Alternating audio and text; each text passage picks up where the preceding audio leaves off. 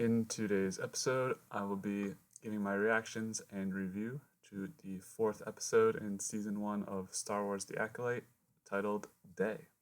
So let's jump right into Day. Do something, man. People are questioning you. Shut up. Shut up. Okay, yep, do that. Sure, guys. Stupid and dumb. Just an idiot. Get your shit together, son. Fuck it. I loved it. Welcome to the dub cast.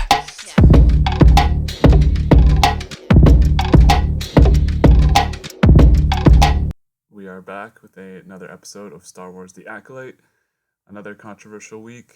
Man, wow, this show really has been a topic of conversation, whether that's good or bad. I'm seeing a lot on Twitter about people and their gripes with the show. Mostly one side of the political spectrum is upset with how this show has quote unquote ruined Star Wars. My feelings in the show still, I think it's still got some potential. This episode wasn't great to me, just was not really fully locked in. I don't know, it was kind of boring, but as we move on, we are now halfway through Acolyte, so we'll see what this second half of the season and the second half of the show, maybe, because I don't know if they will do a season 2, has in store. So I'm interested to see what ends up happening with the story. I don't know if you guys have you guys given up on the show? I guess let me know in the comments below. So with that being said, let's dive right into this episode 4. Starting out, we have our Wookiee Jedi Kalnaka. He's living the hermit life out in the forest of whatever planet it's called, making this food, just being really depressed. We don't know why he's out there. Obviously, we saw in episode 2, I believe, that he scared away those people from his hut / domicile, as they call it later. So, really interested to see where the story originated with Kalnaka, because we never really get the full background of why he's out here, why he's estranged from the Jedi. I think it's mentioned later in this episode that no one's talked to him in a year. They tried to reach out to him, he didn't respond.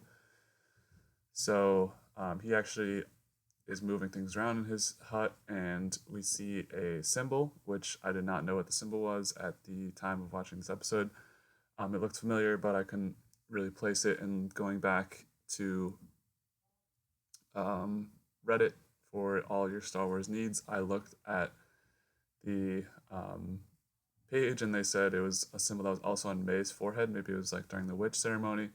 So that's something to watch moving forward. Star Wars, even though this isn't like the traditional showrunners, they always try and keep those Easter eggs in there for you. So there might be something bigger going on with this symbol and what happened on the planet where May and Osha were born and ended up leaving. So I don't know. I don't know. Maybe I'm missing something in the symbol, but definitely was meant for the audience to observe that and make sure that it's there in your mind moving forward. So cut back to Coruscant, where we have Osha.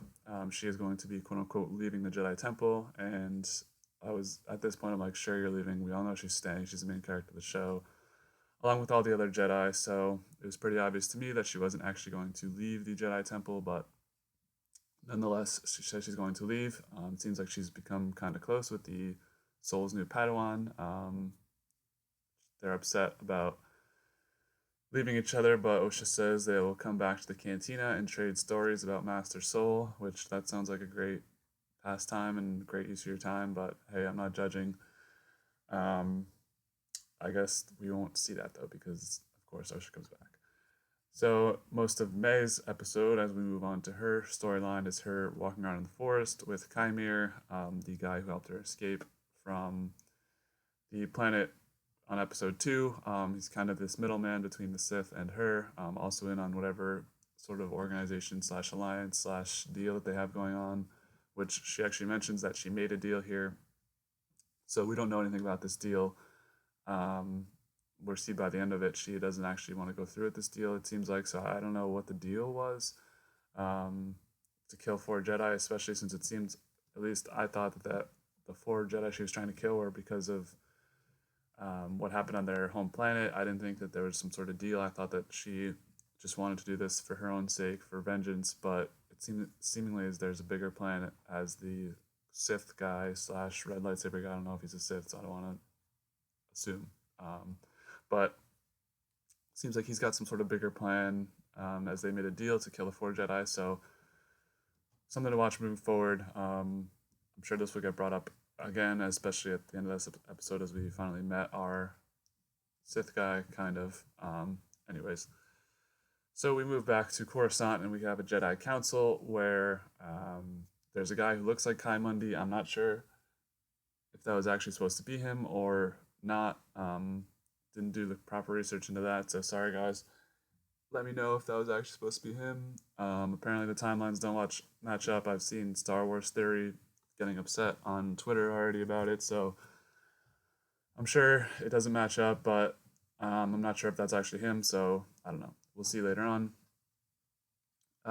May is an apprentice who doesn't know their master. I'm really hammering that home again. We saw in the episode where her and the red lightsaber guy interacted. She was kind of 100 feet away from him, and you could barely hear his voice. It's like a robotic voice, so she doesn't even know who he is, still to this day. And the Jedi realize that. So we get my least favorite character, the green-headed bitch, as I call her, the Jedi. She comes back to the council and tries to just own everyone, basically, and be the quote-unquote leader, which I'm sure she is. She's like, should we go to the high... Soul's like, should we go to the high council with this? And she's like, no, we should go behind the back of the council and just do it our way. And that always works well.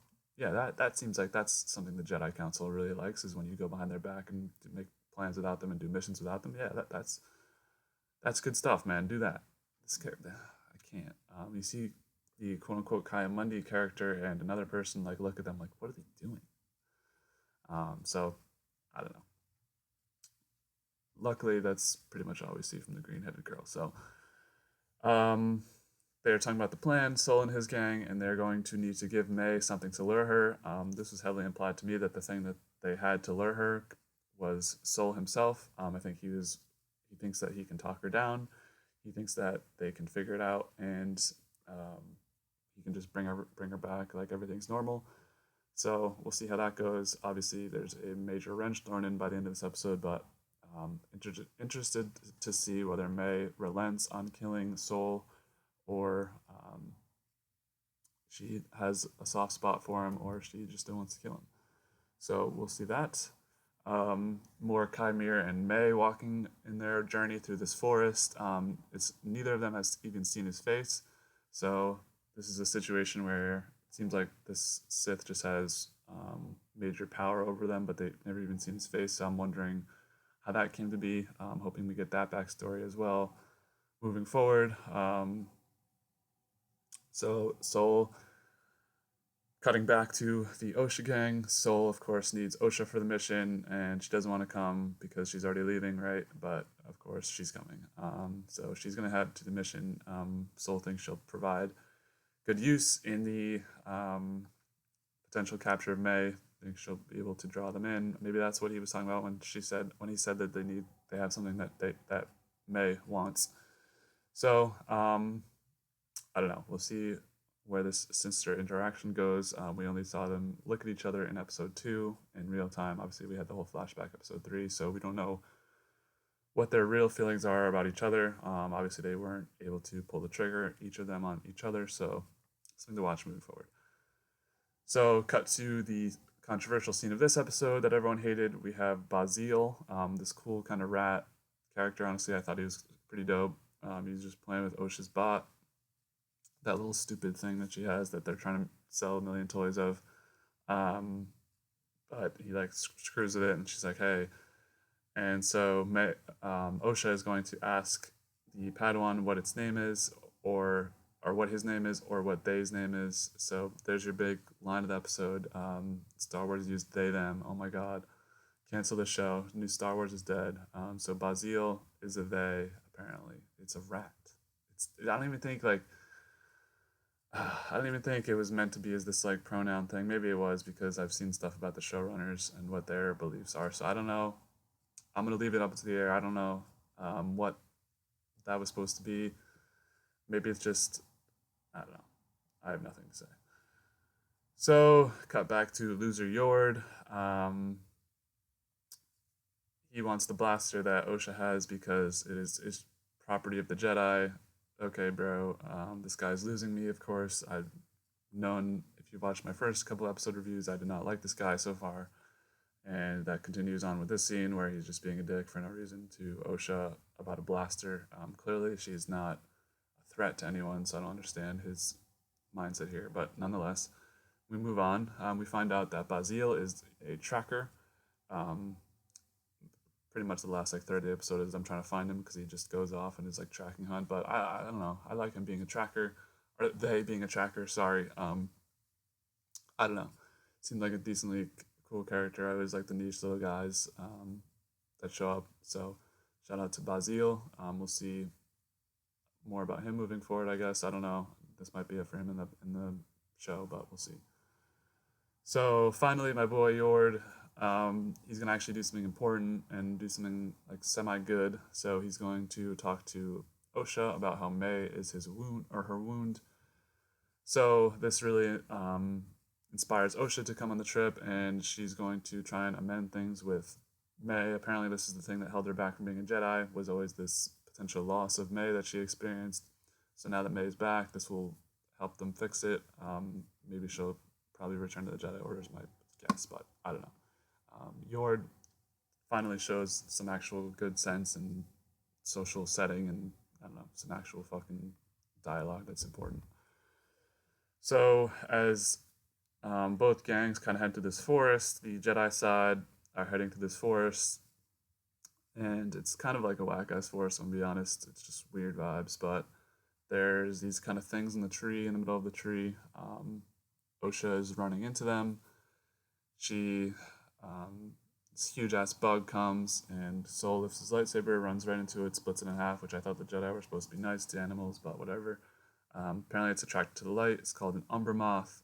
Thought it was a decent thing here. Star Wars bugs are creepy as fuck, but gotta keep them in the show. So, cutting back to May's side, she's going to trap Chimere, and all of a sudden, she's going to turn herself into the Jedi. She's decided she's had enough. Her master won't be able to find her without the Jedi. They're gonna help her, blah blah blah. So that's her new plan, and she leaves Chimere hanging from his foot, like foot down, head down to the bottom. So that blood pressure is gonna get to his head. He's in for a world of pain. I don't know. Nobody's going to save him probably.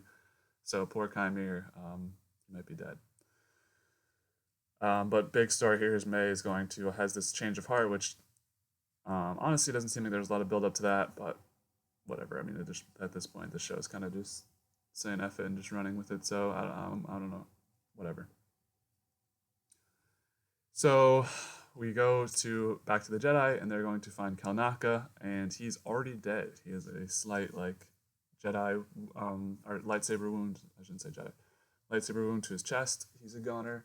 I don't know. So that means the Sith is here. May instantly realizes that. Kalnaka, I'm hoping we really get more story from him because Wookiee Jedi is cool. The one in the Clone Wars is cool, the animated series. So I don't know. I'm hoping we get more backstory here about what his story is because it feels like he was very underused in this story. If this is all we get from him, seemed like he may have been caught by surprise, or I don't know. He was sitting in a chair, so we'll see. So they are all outside. The Jedi are all outside the thing while May is inside, just having discovered Kalnaka. And this is a very easy frame job if they want it, but the Sith is going to end up just creepily, spookily showing up behind the Jedi, especially Osha, and comes face to face with Osha, and doesn't kill her for some reason, but they are telling him to surrender and give up his weapons or whatever. They don't know who he is, they don't know anything about him, but he is going to just force push all of them, all like 7 Jedi and Osha, with one push. So this guy's really powerful. Something to watch moving forward, I guess. I don't know. That's where we leave off this episode, so kind of a cliffhanger-ish. But we'll see where this picks up next week on Star Wars The Acolyte. Thought this was a decent episode. Nothing crazy, nothing bad, but just another run-of-the-mill Star Wars episode. So we'll wrap it up with my favorite and least favorite character of the episode. My favorite was May. Just pretty nice change of heart, even though it wasn't really backed up in the show, and she also just grills Kymir, hanging him upside down, leaving him there, and her. I guess she kind of grills her master, but he ends up getting the last laugh. So I'll go with May for favorite. Least favorite, you already know the green-headed Jedi. She's just mad rude to everyone, and she's trying to go under the radar or whatever, and under the Jedi Council's discretion. I don't know. I don't know. I don't like her. She's sus. She's annoying when she talks, and she's way too serious about everything. So, green-headed girl, you're my least favorite character in this episode once again. So that is going to wrap up Acolyte Season 1, Episode 4. What do you guys think of this episode? I saw on my app that I use to track my watching stuff that it got very bad reviews. Seen the controversy online, so I thought it was a decent episode. What did you guys think? Leave your comments below. Appreciate the love on the Spotify and YouTube, as I mentioned in every podcast. And moving forward, next couple episodes, we got Brokeback Mountain review. We got House of the Dragon Sunday. I'm not sure what happens if there's anything other than that. Additionally, in the next week, we will have UFC 303 picks and reactions, and maybe a different style podcast. But that's the near future, guys. Appreciate the love. Peace out.